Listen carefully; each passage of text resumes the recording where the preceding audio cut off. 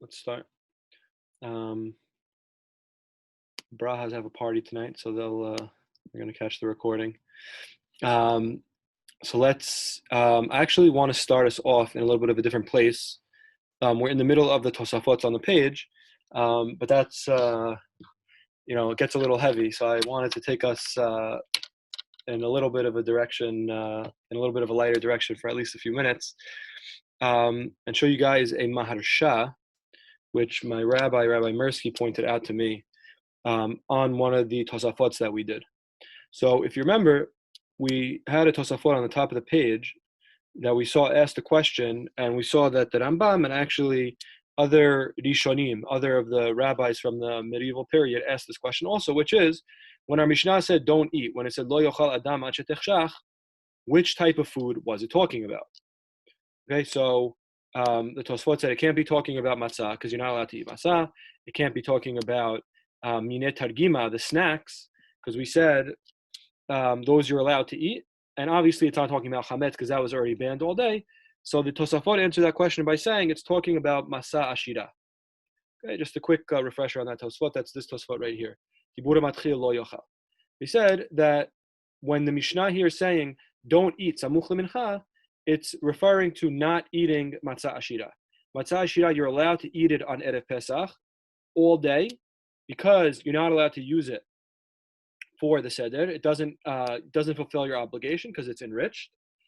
But at 9 hours, you have to stop so that it doesn't spoil your appetite. So it's really something that's permitted on Erev Pesach, but because we don't want you to spoil your appetite, it becomes asur at 9 hours. That's what we said. Right, we also mentioned that the Rambam resolves that question differently. He just says it's a matter of quantity. When we said you're allowed to eat snacks, that was talking about a little bit. But if you're going to eat a lot, that's asur, and that's what our Mishnah meant. Don't eat a lot, samuch lemincha, but if you're just eating a little bit, it's okay. But anyway, let's focus on the Tosafot. Okay? So again, one more time, the conclusion of the Tosafot here is, and in fact they say it was the custom of Rabbeinu Tam, one of the Baalei Tosfot, that you're allowed to eat matzah shira on Erev Pesach until 9 hours. And then at 9 hours, you're not allowed because we don't want you to spoil your appetite. But in terms of the prohibition to eat matzah on Erev Pesach, matzah ashira is an exception. Regular plain matzah that you use at the seder, it's asur to eat it on Erev Pesach because you're jumping the gun. You're going to eat it later that night to fulfill the mitzvah. So you're not allowed to eat it during the day because you're jumping the gun. Just wait until it's nighttime. But matzah ashira, say the Tosafot, they say, since it's not matzah hareuya laset b'chovato, since it's not matzah that it's fit to fulfill your obligation with it, the Tosfot say you're allowed to eat it on Erev Pesach. It's not included in the ban on matzah on Erev Pesach. Okay, that's what the Tosfot said. Now I want to there's another element of Tosfot that we saw, which was about the bisekot shenochrim. Right, the Tosafot quoted and said that the bisekot shenochrim, the doughs that were needed by the goyim, as long as they haven't become chametz, you could buy the dough from them, and you're allowed to snack on them before the seder. Right, and then Tosafot asked, why are you allowed to snack on them during the seder before you eat the matzah, if we said you're not allowed to eat even before the seder? So they answered, right? They said because either they said a person is going to be careful because it's close in time.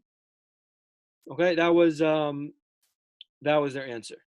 That since it's within the same meal, they let you snack during the seder, but before the seder, you're not allowed to snack. Right? That was that Tosafot. So we have. So the question is, let's take a look at this Maharsha. This Maharsha is very interesting, right?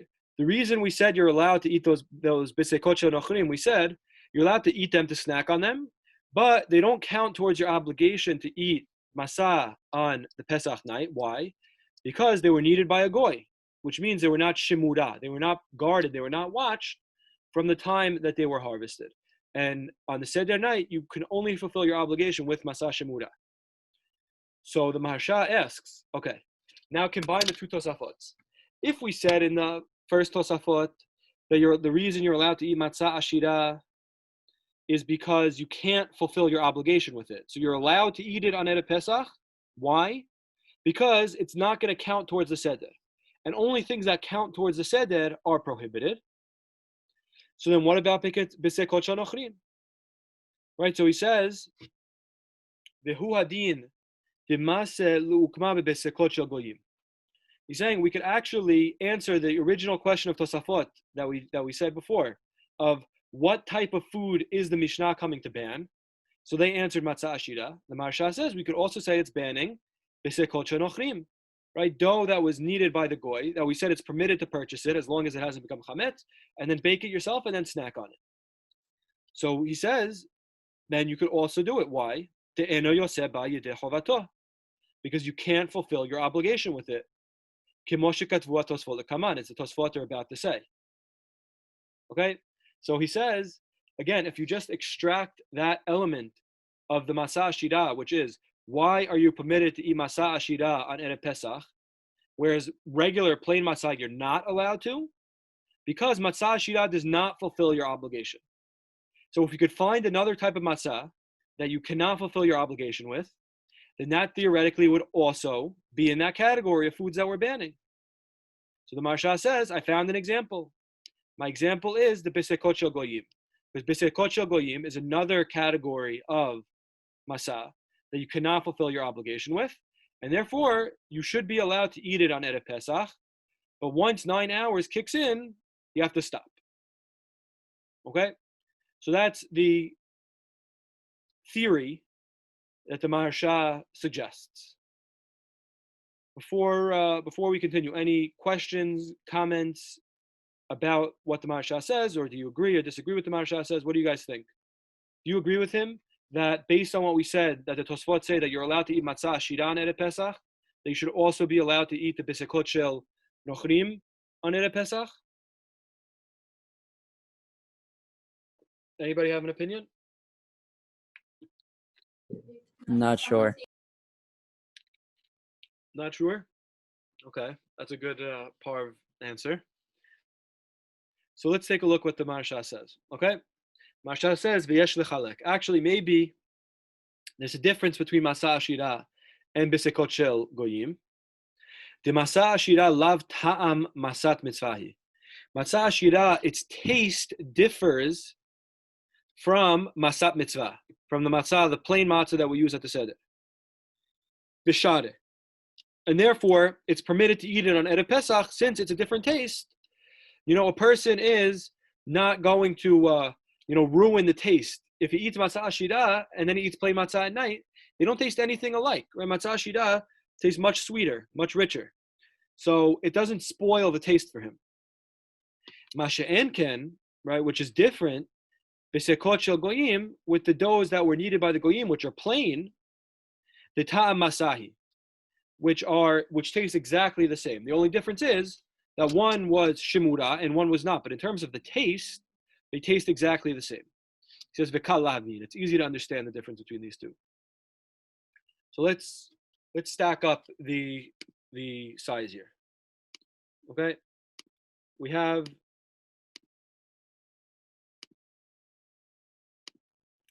plain matzah, right? Plain matzah, it's asur to eat on Erev Pesach. Okay, that we know. Okay, the question is, why? So the Tosfot, they give us one piece of evidence. They say that Masah Ashira, or egg matzah, okay? Egg matzah, okay, you're allowed to eat on Erev Pesach. Now, the question is, what is it specifically about egg matzah that makes it permitted, whereas plain matzah was forbidden? Okay? So there's two differences between egg matzah and plain matzah. One difference is egg matzah, you cannot use it for the seder. Okay. Another difference is it tastes sweet. Okay. So those are two differences between egg matzah and plain matzah. Now the question is, which one of them is the more important one? So now, why does it matter? Because there's actually a difference. Because if we apply it to, let's say, the goyim dough, right, the bisekot shel goyim, okay, we don't know if it's allowed or not, because you cannot use it for the seder, but it tastes like real matzah. Okay? So the question is, which is the more significant factor? The Maharsha first proposes, he says, well, if we're going by this, about whether or not you could use it for the seder, then you should be allowed to eat the goyim dough on Erev Pesach, because you can't use the goyim dough for the seder either. It doesn't count, right? We said you could snack on it, but it doesn't count to fulfill your obligation. So therefore, you should be allowed to snack on it all day as well. Once 9 hours come, stop snacking on it, because you might spoil your appetite. Okay? Or we could say, no, goyim dough tastes like real matzah. And the reason that the Tosafot permitted the egg matzah is because it tastes sweet. In that case, the goyim dough would be asur, just like plain matzah is asur on Erev Pesach, because you're going to spoil the flavor. We want you to have a fresh flavor in your mouth once the seder comes. We don't want you to eat it on Erev Pesach. Okay? So this is a thought experiment that the Maharsha gives. He gives both sides of it. Right? He says, at first he says, goyim dough should be permitted, just like egg matzah, because just like egg matzah, you can't fulfill your obligation at the seder. So too, goyim dough, you can't fulfill your obligation at the seder. And therefore, you should be allowed to eat it on Erev Pesach until 9 hours. Once 9 hours comes, you have to stop, because you're going to spoil your appetite. But in terms of being forbidden, because we want you to have a fresh taste of matzah in your mouth, it's no problem. The second thing he says is, no, maybe that's not true. Maybe the real reason that we permitted egg matzah is because it tastes sweet. And if that's the case, the goyim dough, which does not taste sweet, is going to be prohibited all day, just like plain matzah is all day. So the question is, which box do we put the goyim dough in? Do we put it in the box of things that you're not allowed to fulfill your obligation with, and therefore you're permitted to eat it on Erev Pesach, because it's different than real matzah? Or do we say we should categorize it based on its taste, and therefore it goes in the box just like plain, real matzah? Okay, that's the question that the Maharsha throws out. He gives two potential ways to go. Anybody have strong feelings in either directions? Which way do you feel the goyim dough should be categorized? Like egg matzah or like plain matzah?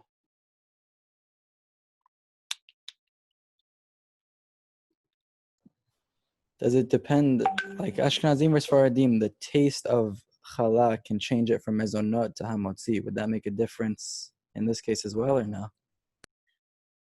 So it does actually, but it doesn't fully answer this question, but it does make a difference. The Mishnah Berurah brings down, who's Ashkenaz Posek, he says that even for Ashkenazim, egg matzah is not regular matzah, right? That they have to agree with, because the Gemara says it, right? That one, there's no disagreement.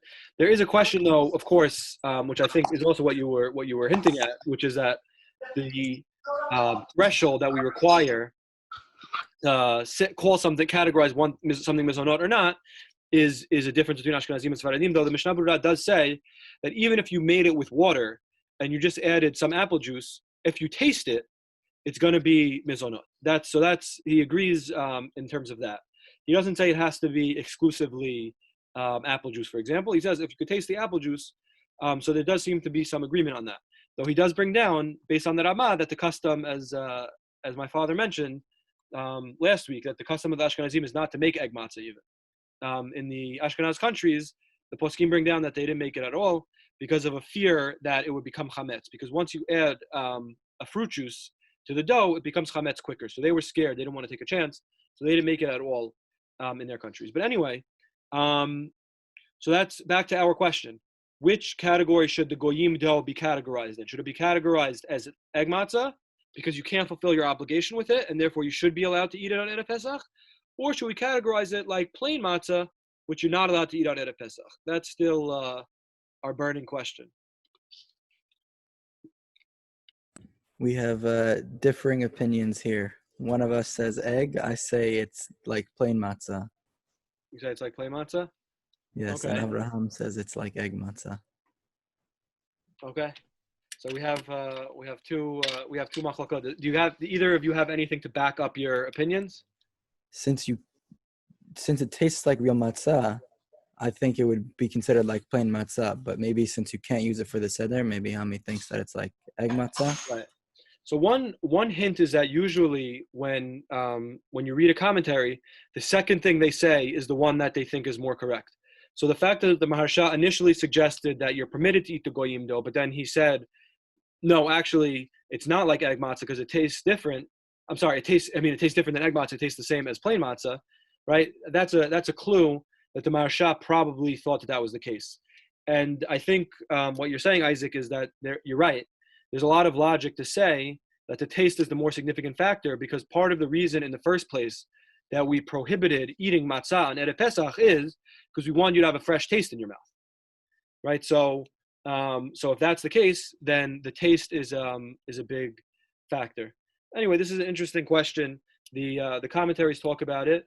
The commentaries talk about other cases also of different ways that matzah could be changed and whether or not it stays asur or not. I'll show you another one before we move on.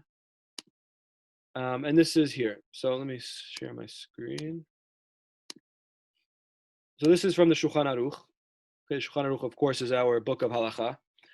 And right, the Shulchan Aruch brings what we just learned. This is a good recap of our Mishnah. Right, he says, Asur le'echol pat. We're over here in Seif Aleph. This is Siman Taf Ayin Aleph in the Orach Chaim section of the Shulchan Aruch, where he discusses Hilchot Pesach. And he says, Asur le'echol pat misha'a asirit ulemala. So from the 10th hour, right, which we said the 9th, it means either 9, the end of the 9th or the start of the 10th, right? It becomes prohibited to eat pat, to eat bread. Now, of course, we're not talking about chametz bread. We're talking about to eat a significant amount of hamosi or mezonot. In order that you should be able to eat matzah with an appetite. Aval ochel me'at perot or yirakot. He's allowed to eat a little bit of fruit or vegetables, right? We said he's allowed to snack. Aval lo yemaleh kireso mehem. But he should not fill his stomach up. So this is actually a quote from Harambam, right? The Rambam, we mentioned, he explains what's the difference between before 9 hours and after 9 hours. The difference is that before 9 hours, you're allowed to snack to your heart's content. But after 9 hours, don't snack, don't over snack. Make sure not to fill yourself up on the snacks. Okay? The Rama quotes something which we're going to see later in the Gemara Pesahim. Hashem. He says, "V'im hu istanis." If he's a person that's a fragile person, with a very weak appetite, even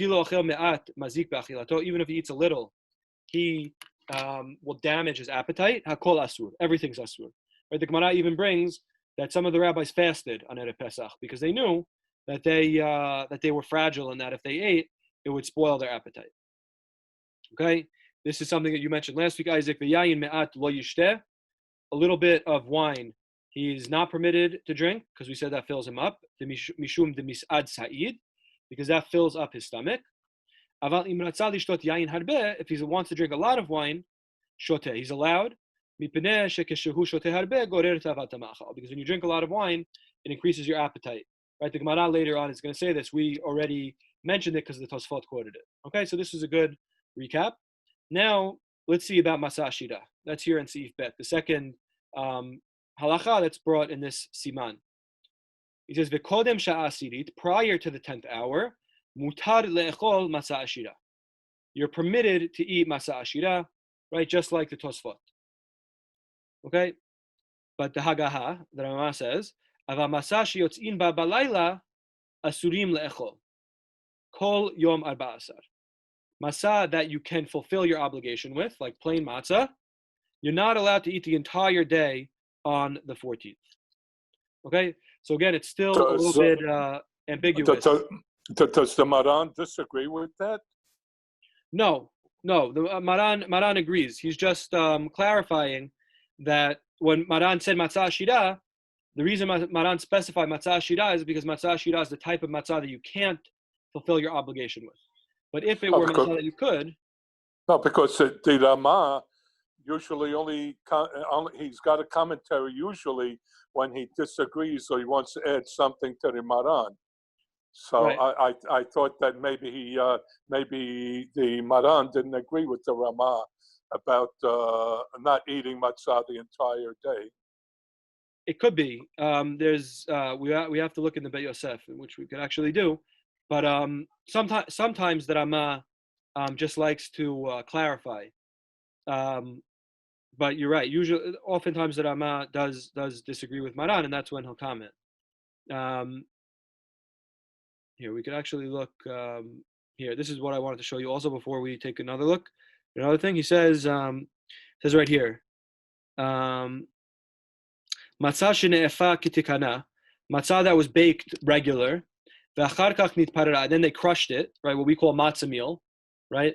Matzah, many of us bake with that. We take matzah and then we crush it into a flour and then we bake with it like as if it was real flour. So he says, let's say you take plain matzah and then you crush it up, and then ve'achar kach nitparera, you crushed it up, v'nilosha beyayin v'shemen, and then you poured wine and oil, and then you mixed it up, right? That was a dish that they used to eat. He says, "Ena nikret matzah ashira." That's not considered matzah ashira. So he's saying, just crushing up matzah and then pouring on sweet things doesn't make it matzah ashira. Matzah ashira means that the dough had to be enriched. Okay, he says, "Ve'asura lo achla be'erev Pesach." Okay, but he says you're not allowed to eat that. If you just crush up matzah and pour sweet things on it, that you're not allowed. There's a big discussion. Mishnah Berurah here.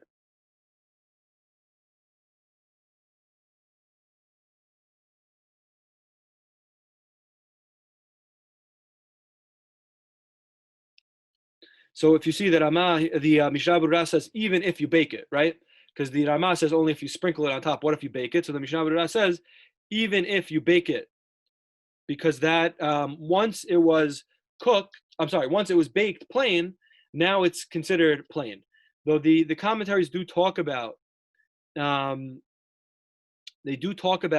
Let's say you fry it. Okay, let's say you fry it or you cook it. Is that a way to change the status of plain matzah to matzah ashira? So the Mishnah Berurah here brings, he says right here,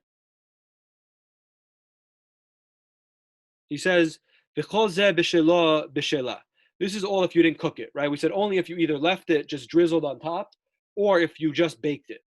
Aval im b'shela, if you baked it, lasot kadurim mimatzah shekorim knedelach, right? What we call matzah balls, right? He says in their countries, that's one of the great contributions of the Ashkenazim to the world is matzah balls. We thank them for that. The Mishnah Berurah says, I am joking, but the Mishnah Berurah does say that Ashkenazim invented matzah balls.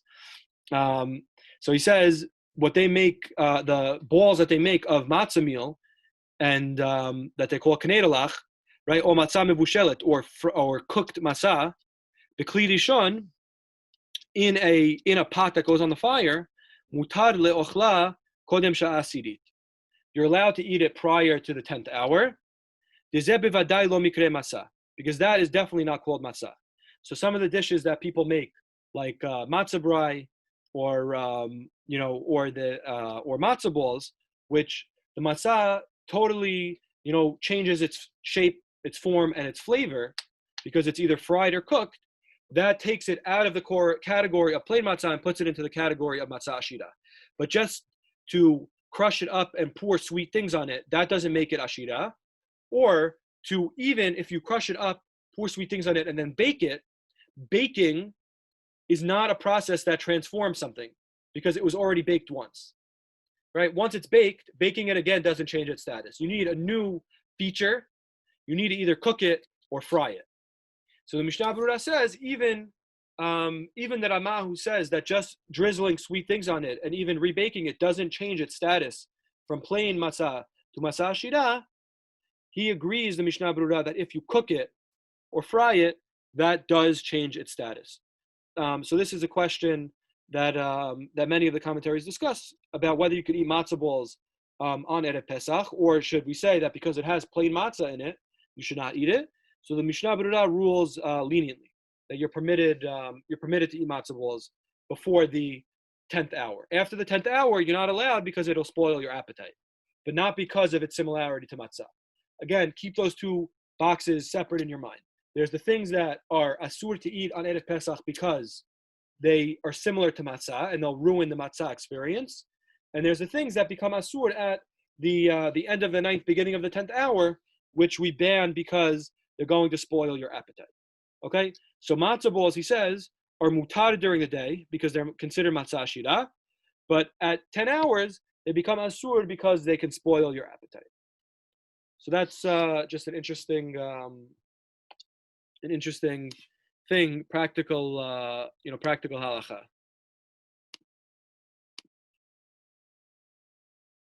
I want to just take one peek. Ezra Berger, you have a question? Yeah. So, like, my custom is from like a few weeks before we don't eat like anything matzah. Mm-hmm. Does that could we eat matzah balls, for example? Like, let's say the week before, 2 weeks before, on Friday night? Awesome question. So yes, so that is the Ashkenazim do have a custom that from, if I'm not mistaken, from Rosh Chodesh and on, they stop eating matzah already, right? The Tosafot only mentioned that it's prohibited to eat matzah on Erev Pesach, the day of the 14th. But yes, Ashkenazim are stricter and they have a custom to not eat it the whole month to keep it fresh.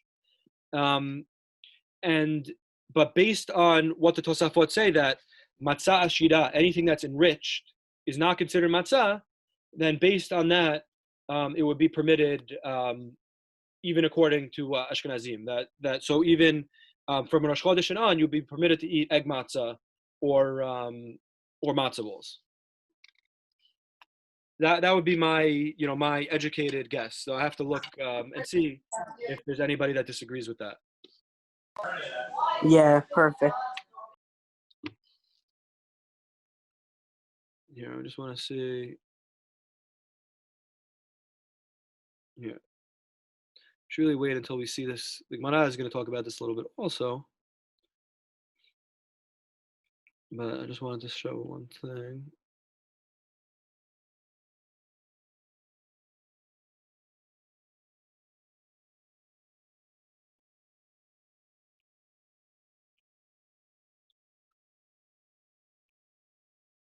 Right, so it's funny.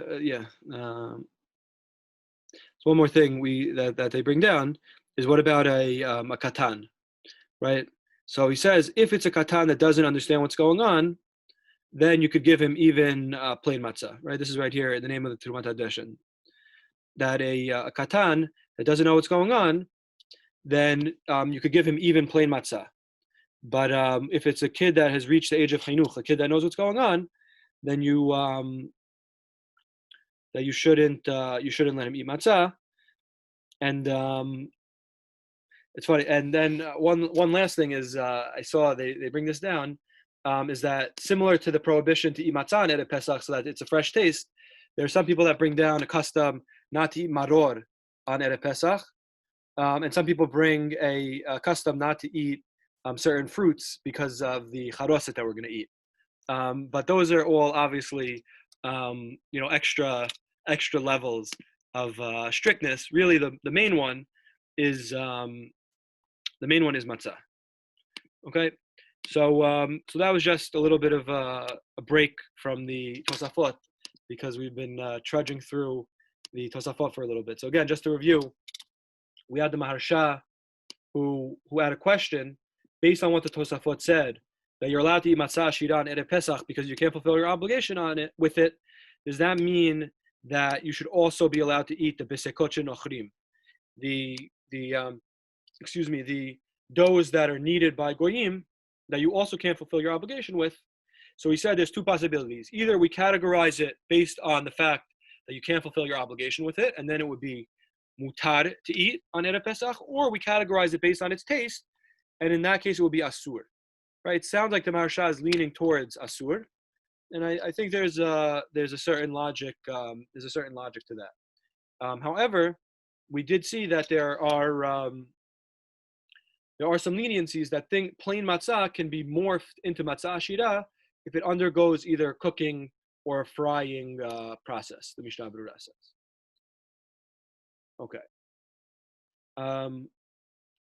So we're not going to totally ignore the Tosafot today. We'll do one, but it's a little bit of a lighter one than the one that we did yesterday, and the one that we're going to do tomorrow, B'ezrat Hashem. So let's take a look. Oh yes, you have a question? Yeah. Are you familiar with the Ashkenazim with the Gebruk and non-Gebruk? Yeah. What is that? Because I know when we go to hotels, it's non-Gebruk until like the 8th day of Passover, and then on the 8th day it's Gebruk. I don't even know what Gebruk means, but what is that issue? So my understanding, the Gebrach issue is Gebrach means to let the matzah get wet. So what does that mean? So there's a fear that when we bake the matzah, right, what do? We knead it out, we roll it out thin. Why do we have to roll it out thin? Because we want to make sure that there's no flour that stays unbaked. Why? Because if there was some, let's say there was in the matzah, let's say there was some flour that didn't get baked, and then if we get the matzah wet, then that flour that didn't get baked, now you wet it, and now there's a possibility that flour is going to become chametz. So that's why they're non-gebrach. Non-gebrach means we don't let the matzah get wet because they fear that there's some flour that didn't get baked. Now we obviously, we don't ignore that fear. We take precautions. That's why matzah is rolled out thin and it's baked very, very hot to make sure that there's no pockets of flour that don't get baked. And most of the acharonim say that there's no reason to fear it. That you can dunk your you could dunk your matzah in your soup, or you can make matzah balls. The big thing, if you're a non-gebracht, if you don't let the matzah get wet, then you can't make matzah balls, right? They make their matzah balls out of potato flour, which is a misnomer. It's not matzah balls anymore; it's potato balls. But so they have that custom. Now nowadays it's mostly Hasidim that have that custom. Most Ashkenazim and of course most Sephardim don't have this custom. But the Hasidim mainly have this custom non-gebrach, that they don't let the matzah get wet for the entire holiday. Now what you mentioned is that they do on the 8th day they let. The reason is because they want to show that it's just a chumrah. They want to show that it's just a strict thing. So to illustrate that, they keep it for the 7 days, but on the 8th day they break it to show that it's not a true halacha. That really, according to the halacha, it would be permitted, but it's just a minhag. So to illustrate that it's not a halacha, it's just a minhag, they break it on the 8th day. But again, we, if I'm not mistaken, the Mishnah Berurah even says that it's not a problem, and most of the halachic authorities think that we don't have to worry about gebrachting, wetting the matzah. But again, the Hasidim, they do have that custom, so their options of what to eat are a little bit more limited. Okay, so let's take a peek back into the Gemara and we'll do one short Tosafot. So Tosafot dibur matchil lo yevchetu lo. Right, if you remember, we had in our Mishnah the words, right? It said the last line of our Mishnah. We said v'lo yevchetu lo me'arba kosot shel yain. They should not subtract from him from the 4 cups of wine. Ve'afilu min hatamchui, and even from the tamchui. So we said there were 2 ways to explain this. The Rashbam said, first of all, the words lo yevchetu lo, they should not subtract. Who's the they? The they is on the gaba'eh tzedakah, on those who collect and distribute the tzedakah. So this is a commandment to them. When you distribute food for Pesach to the poor, do not subtract from the 4 cups, meaning make sure to give them enough money from the 4 cups. Ve'afilu min hatamchui, we said there was a machloket how to interpret that. is that speaking to the poor person, or is that speaking to the Gaba'eh Tzedakah? The Rashbam said it's speaking to the poor person, which means that he has to do whatever it takes to get the 4 cups. Let's say the Gaba'eh Tzedakah do not come through for him. He has to do whatever it takes, even sell the shirt off his back. That's the expression that Rashbam uses. We saw that Rabbeinu Yechiel, he argued, and he said, no, even this is talking to the Gaba'eh Tzedakah. Even this is talking to the Gaba'eh Tzedakah. And what does it mean, Va'afilu mina tamchui? It means even if he's a person that doesn't usually take from the tamchui, he's allowed to take from the tamchui in order to get the 4 cups. Okay? So let's see the Tosafot here. They're going to quote the Rashbam, and they're going to weigh in on this. They're going to weigh in on this discussion. So they say v'lo yivchetu lo, and they should not subtract for him. Peresh Rashbam, the Rashbam explains Gaba'eh Tzedakah. He explains that this is talking to the Gaba'eh Tzedakah, as opposed to who? As opposed to the poor person himself. How do we know? He says v'garas lo yivchetu. He obviously had in his text the Rashbam lo yivchetu, right? Plural. They should not give him less. V'chen nir'ah, and that makes sense what the Rashbam is saying. Why?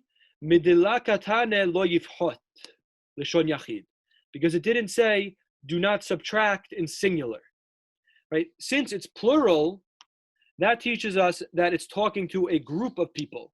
It's talking about the Gaba'eh Tzedakah, as opposed to had it said lo yivchot, don't subtract. We might have thought it was talking about the ani himself, l'shon yachid. So Tosafot say if the text said lo yivchot, maybe there would have been some evidence to say that this Mishnah is talking to the poor man himself. Ani, don't subtract from the 4 cups. But it doesn't. It says lo yivchetu in plural. So therefore, the Rashbam said it must be talking to the Gaba'eh Tzedakah, to the people that distribute and collect the Tzedakah. Okay. So now the Tosafot move on to the next point. Okay. We agree with you, Tosafot, that it's plural. Oh, yes. You have a question, Isaac? Yeah, could it be that loif chetu is both the ani and the gabaim? Interesting. I didn't see any Rishonim that say that, but you're bringing shalom to the opinion. Yeah. To synthesize the opinions, you could say that it's plural. So it can't be just the ani, but it can be the gabaim and the ani. So the one thing that I would say that would be difficult with your explanation, as much as I love it, is that it says lo. Right? It says v'lo yivchetu lo. So the person that is being spoken to when it says yivchetu is acting on the law. So they can't be the same person. In fact, I would say that should be another piece of evidence. The Tosafot don't say it. Right? It says v'lo yivchetu lo. They should not subtract for him. So the they and the him can't be the same person. That's another support to the Tosafot, to the Rashbam rather. And they say, now, okay, so we agree with you, Tosafot, that it's plural, but what if we say the following? Let's say we said that they should not subtract.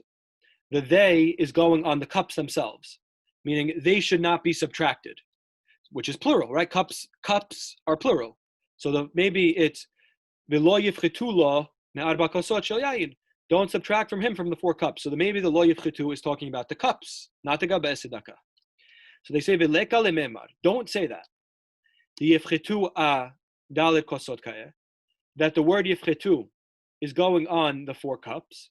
Why? The imken hava lelemitne arba kosot bilomem. Because if that was the case, it should have said the 4 cups without a mem, right? It shouldn't have said me arba kosot. Right. So again, look back at our Mishnah. It says v'lo yivchetu lo me arba kosot shel yayin. So again, if they're saying if the sentence was talking about the cups, that the cup should not be subtracted, it would have said v'lo yivchetu lo arba kosot. Don't subtract the 4 cups. Okay. So the yivchetu is not going. It's not a word. It's not an action word that's speaking about the 4 cups. It's an action word that's speaking to the Gaba'eh Tzedakah. Okay? V'lo yivchetu lo me arba. Since it says with a mem, it tells us that it's somebody else acting on the 4 cups. It was not always talking about the 4 cups. Had it wanted to say, do not subtract the 4 cups, it would have said, lo yifchetu arba kosot, don't subtract the 4 cups. But since it says don't subtract from the 4 cups, it means that there has to be another person in the room, like there is right now. Hi, Ezra. So that means that there has to be another person in the Mishnah. It can't just be talking about the cups. Yifchetu can't just be talking about the cups, because otherwise it wouldn't say don't subtract from. When you put in the mem, which tells us don't subtract from, that means that somebody is there to subtract. Who is that somebody? That somebody is the Gaba'eh Tzedakah. So again, they say there's 2 grammatical proofs to what the Rashbam said. It's first of all the fact that Yifchetu is in plural, and the second one is this mem. The plural shows us that it's the Gaba'eh Tzedakah as opposed to the Ani himself. And the mem shows us that it's the Gaba'eh Tzedakah as opposed to the cups themselves. Because if it was the cups themselves, the sentence should have read, don't subtract the cups. Lo yifchetu arba kosot.